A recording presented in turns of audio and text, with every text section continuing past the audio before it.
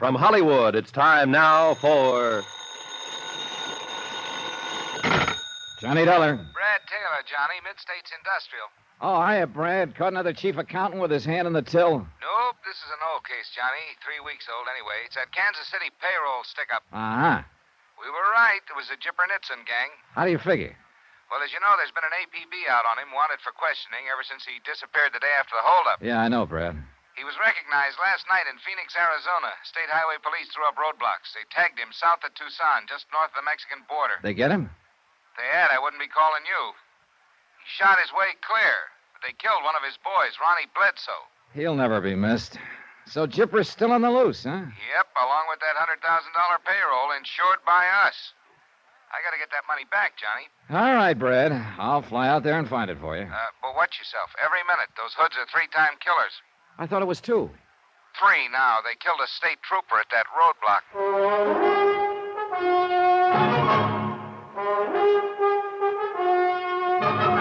Tonight, and every weekday night, Bob Bailey in the transcribed adventures of the man with the action-packed expense account, America's fabulous freelance insurance investigator. Yours truly, Johnny Dollar.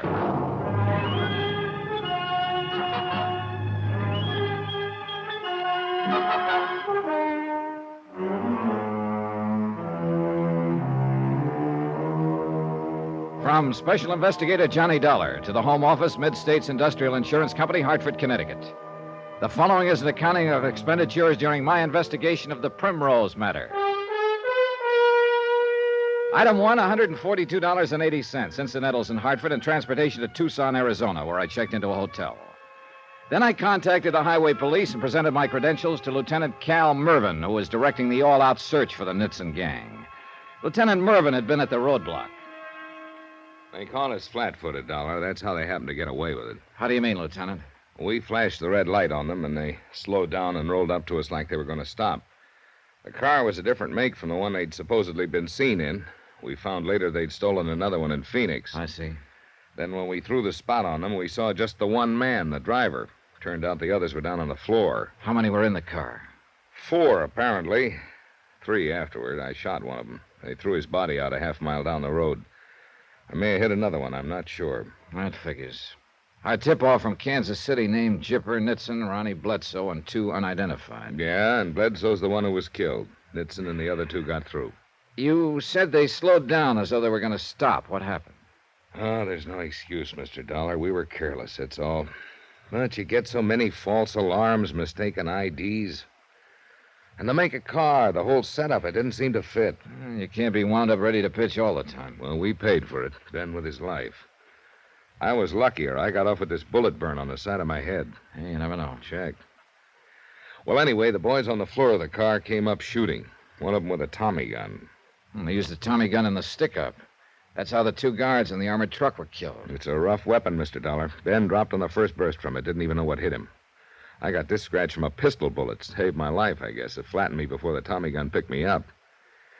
Then the driver slammed into second, and they skidded past on the shoulder. I hauled up my gun and emptied it at him before I passed out. Hitting that fellow Bledsoe was sheer luck. Any trace of them at all since they broke clear? No. They had a little luck themselves. As I said, I passed out, and it was 20 minutes before a car came along the highway. Or before one stopped, anyway. I think several probably passed, scared to get mixed up in something. Oh, that's understandable. Then the fellow that picked me up took me 15 miles up the road to an emergency first aid station. All in all, it was over an hour before the report got to Highway Patrol headquarters and they could get new blocks set up.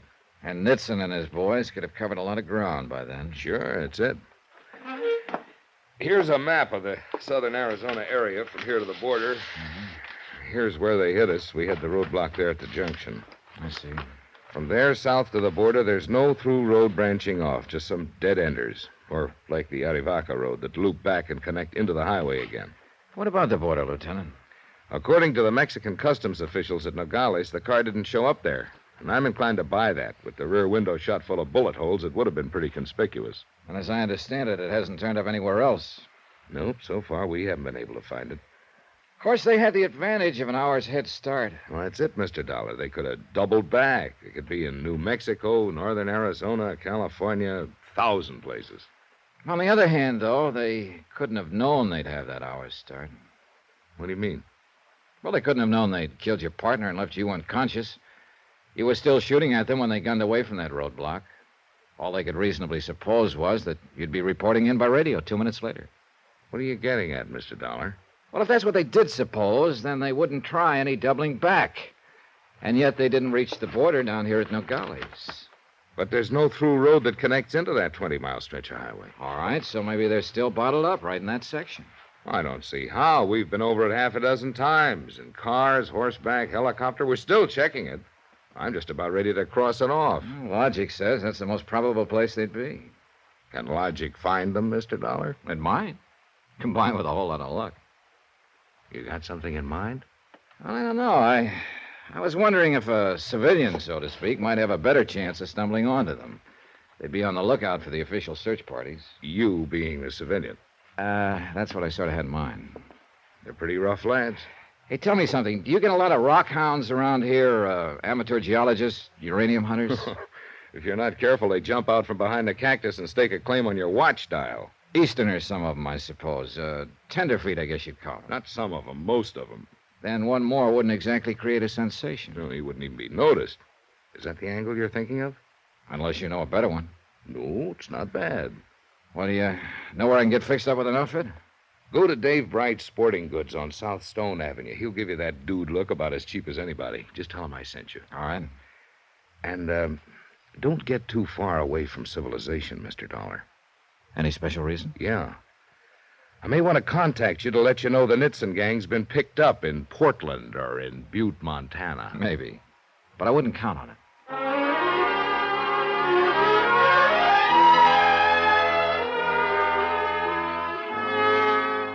Expense account item 2, $446.35 for a deluxe rockhound rig, complete from buckskin field boots to sleeping bag, snakebite serum, and a Geiger counter, and including 5 days' rental on a four-wheel drive Jeep.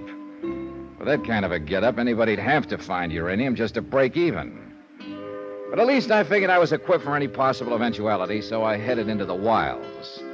And the first spot I decided to prospect was around 20 miles north of the border, 50 yards back off the highway.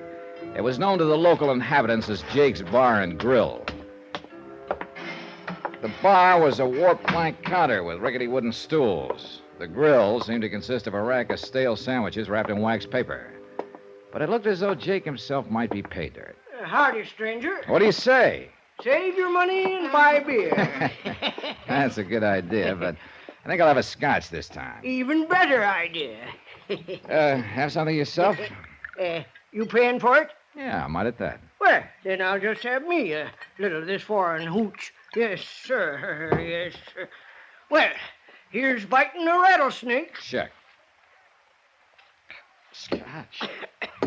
Well, you figuring to find yourself some of that there uranium, are you? Yeah, might. How'd you guess? Them duds you're wearing come from Dave Bright's place. Sunday mining clothes, we call them. No offense. Oh, I'm hard to offend. The name's Johnny Dollar, Mr. Jake Meager. Jake's enough, though. Everybody knows me for that. Been around here a long time. Oh, then you know this country pretty well, I imagine. Well, enough to tell you that if you find a fresh, square foot, one where somebody ain't already been looking, then you're doing better than most tenderfeet. No offense there. It's just a way of talking. Well, I guess you call this a vacation, too. I don't really care much whether I find anything or not. It's just a chance to see some new country. Well, I reckon you could call some of this more or less new once you get away from that there highway. Oh, and how do you go about doing that? You mean by car, I guess. Easterners ain't much on walking. Well, I have one with a four-wheel drive. It'll get you a mile or two further, but that's about all. Only way to do it's on foot. You're probably right. But I'd start by car, at least. Which side road would I take if I wanted to get lost? Around here, you mean? Yeah. Anywhere along the highway between the junction and the border. Well, as a matter of fact, you wouldn't have much choice. There's 6, 7 passable roads, but they don't lead no place except to ranches. Don't even get up in the foothills. You ain't getting a mite dry again, are you? Oh, sure. Funnel both up again. Well, much obliged to you, Mr. Dollar. Don't mention it. Yeah. Well, there'll always be an England, like the fellow says. Check.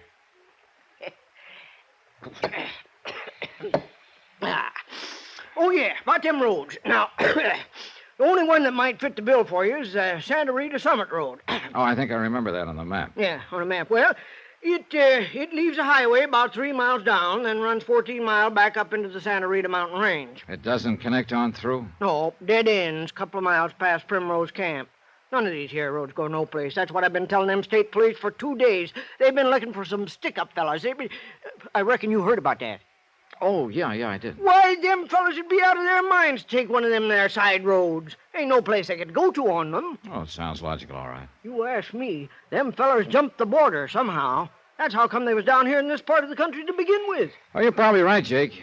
Anyhow, you think this Summit Road might get me off the beaten path, huh? Well, it's your best bet around here. It climbs up into the pines. It hits 6,000 feet at Primrose Camp. It's in good shape, too. Used to haul ore out over it a few years back. There are mines up in there? No. They're all worked out now. Oh, few little high graders scratching for pennies. But the big stuff's gone, for the time being at least. Some folks figure it'll come back, but I ain't one of them. Well, what is this Primrose Camp? Pop Bardell's place, named after the old Primrose mine. Yeah, but what is it?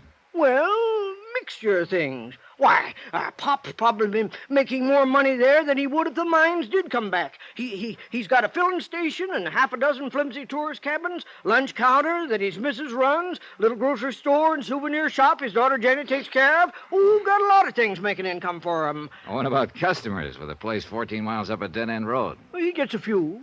Enough.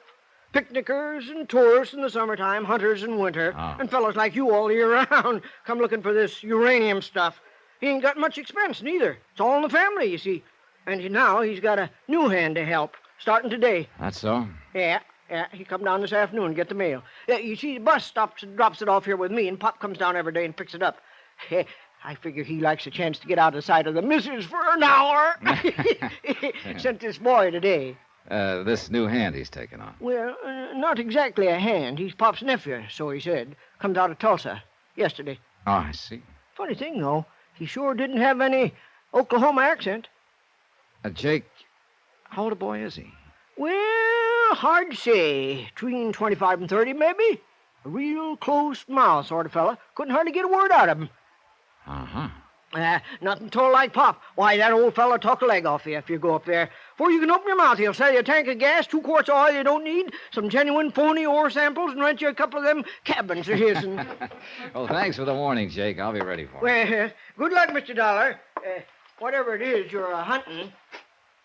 What do you mean? Seen a lot of tenderfeet come hunting uranium, but you're the first one that wore a shoulder holster with a gun in it. No offense, you understand.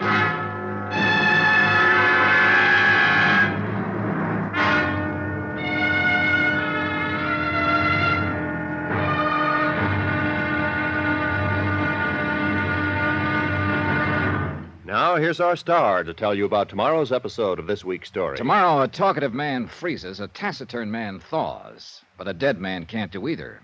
All he can do is be dead. Join us, won't you? Yours truly, Johnny Dollar. Yours truly, Johnny Dollar, starring Bob Bailey, is transcribed in Hollywood. Written by Les Crutchfield, it is produced and directed by Jack Johnstone. Be sure to join us tomorrow night, same time and station, for the next exciting episode of Yours truly, Johnny Dollar. Roy Rowan speaking.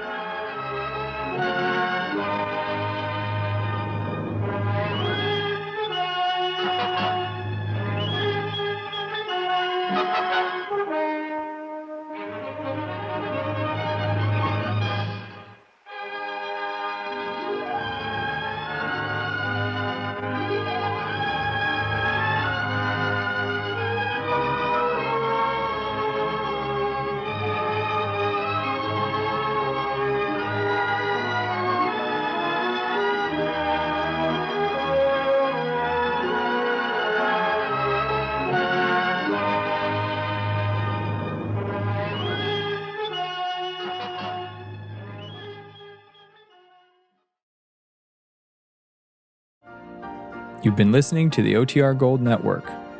Find more classic radio at otrgold.com.